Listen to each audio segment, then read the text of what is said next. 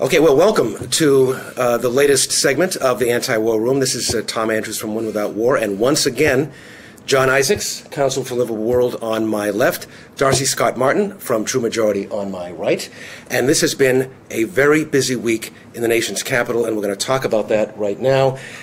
First of all, we had, of course, a very big vote yesterday in the House about whether or not the United States should begin withdrawing troops from Iraq in 120 days.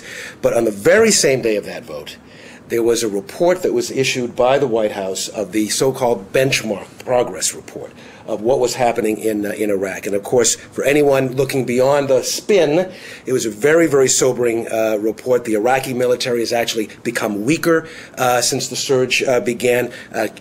Casualties, civilian casualties are on the increase. 600 American soldiers have lost their lives. There has been, of course, we're spending $250,000 a minute during this surge. We're approaching $500 billion in all. A very sobering picture emerging from that report. Let's talk about what's going on politically, first of all. The president had a news conference. He was sober at times, combative at times. What's the strategy of the president, given the fact that obviously the surge is not working? Obviously, things are getting worse and worse and worse. And obviously, there are defections that are beginning to emerge in at least the Senate Republican side. What's the president's strategy? What's the Republican strategy in the Senate? And what's the Democratic strategy? I don't know if I can answer all those. I'll start out by the administration strategy. The administration strategy is basically delay, delay, delay. They know they're getting more and more opposition, first for the American people, but now from within the Republican Party, where a number of prominent senators in the last couple of weeks have said it's time to change strategy, it's time to think of getting out of Iraq, including Senator Domenici of New Mexico, Senator Lugar of Indiana, Senator Voinovich of Ohio. And yesterday, Senator Olympia Snowe of Maine putting great pressure on Senator Susan Collins of Maine. But most of the Republican senators and the Republican House members who are critical of the war are still not ready to vote against the war, vote for a timetable to bring troops home. The president, I think, was going to those Republicans and saying, let's give a few more months, let's see what happens in September, we'll get a new report from General Petraeus and Ambassador Crocker, and at that point we can see where we are. So the president's basically playing for time. Now, over in the House, there was a vote, and of course that reflected perhaps some of this presidential pressure. I mean, only 4 Republicans, and that actually surprised people. Only 4 Republicans voted for this measure to get out of Iraq. Did that surprise you, Darcy? There were people who had higher hopes, but it's not like we've seen that much language that indicated a lot of change. This vote was the vote that was promised when this wording was used on the supplemental, and it was a supplemental that was vetoed, but at the time that votes were being garnered to get people to vote the way that the leadership wanted them to, way back in February, one of the agreements was we will have this vote again in July, in the summer. And so, therefore, this was another opportunity for people to go on record, especially people who are going to be going home to their district in a few weeks, to talk about what they've been doing to support the change. So you're going to see, and we did see, a vote that was, although a success, pretty close numerically to what we saw in February. People were just taking this as a reminder marker, a reminder chip for, I'm heading back to my district, here's how I feel about this issue. I think that when we see more opportunities in September, which, once again, House leadership has promised, there'll be more votes in September on this issue, we will then see a more dramatic change for people who are starting to think about running for office and what their position has to be. You know, their constituency has a memory, but it's not a long one. So they need to put down, you know, their position on this issue when they feel that the campaign is starting to gin up, and that's typically of the fall of this year for House members who will have about a year to run. So that was yesterday, Thursday, the House vote. So we pretty much we're staying put, basically. Right. But now next week, John, the Senate takes this bill up. What are you expecting, and might we see some surprises?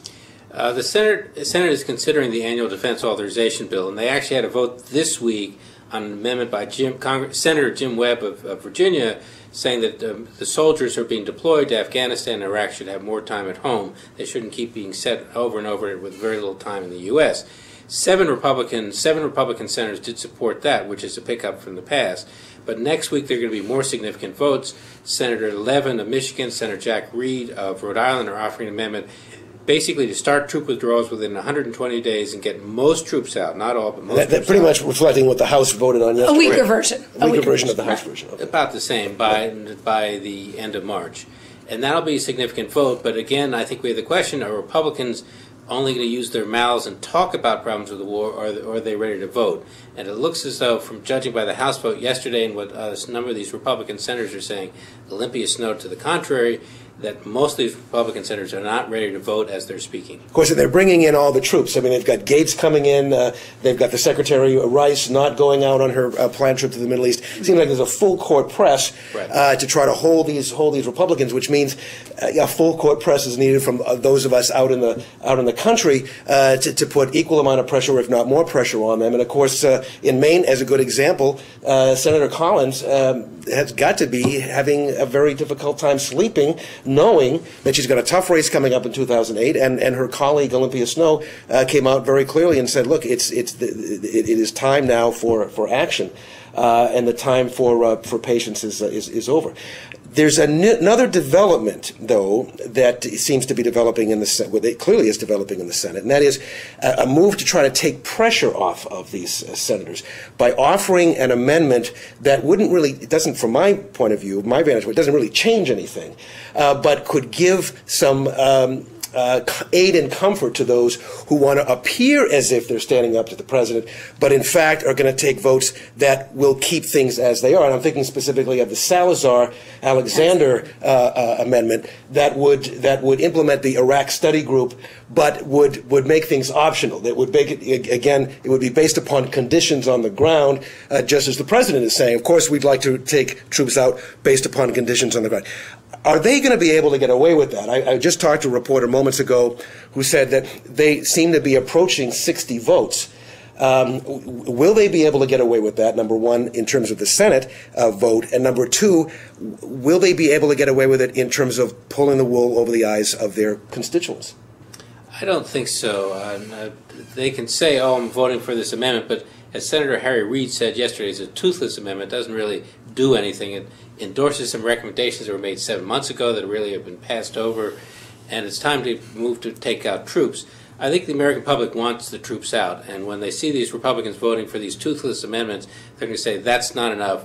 We want to see you take the troops out. We don't want to see not even halfway measures, about a 5% measure. So next week is the week of the Senate. We're going to see a version of a very similar bill that we saw voted on the House yesterday on the Senate floor in the form of the amendment to the Armed Services Committee authorization bill for the Defense Department. That's coming in from Chairman Levin and Senator Reid, Jack Reid of Rhode Island. That'll be a key vote. And then another key vote, perhaps, will be this fig leaf political cover vote on Salazar, really the dishonest amendment that will try to fool people into thinking that senators are doing something which they're not and give them political cover. So if you're talking to members of the Senate or their staff, I think perhaps those are the two very important bills or votes to talk to their senators about. Make sure that they do the right thing on both of those. Well, we'll be back here next week to talk about that Senate vote, political fallout from yesterday in the House, and then what is being planned for the weeks ahead. Of course, it's going to be a long, hot summer, we hope, for our political opponents. Clearly, the American people are with us, and the question is, are members of the House and Senate representing their constituents, or are they representing the White House on the Iraq War? And of course, major votes, as Darcy has pointed out, coming up in September. And I'd like to have a discussion about all the things that are going on around the country to try to make sure that we have maximum political pressure for those votes in September. I think it'll be interesting also to see in September and November which candidates are getting primary challenges back home, because that will be another avenue into how this issue is playing out in local elections. Not just their big general election, but whether they're getting primaried locally with this issue as a core. Very interesting. Democrats and Republicans? Well, Absolutely. let's look at that. We'll talk about those primary challenges. Meanwhile, have a great weekend, a great beginning of the week, and we'll see you here again next week. Thanks.